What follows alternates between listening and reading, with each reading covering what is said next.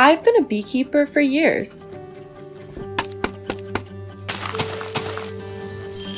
Providing bees with the right environment is essential. This is pretty nice, but the invention of the shrinker has literally changed my perspective. Once I got down to bee size, a whole new world opened up to me.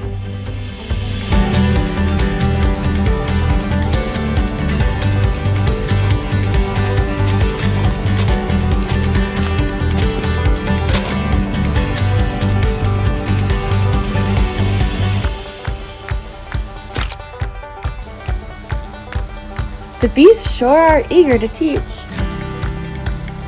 They even let me ride them in search of nectar. Let's see. I know that buckwheat gives me dark nectar, and sage gives me light.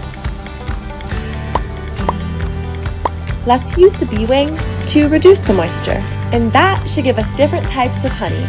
Let's raise up some brood. We gave them bee bread to help them grow. Keep them nice and warm now. You're so adorable! I understand bees so much better than I did before.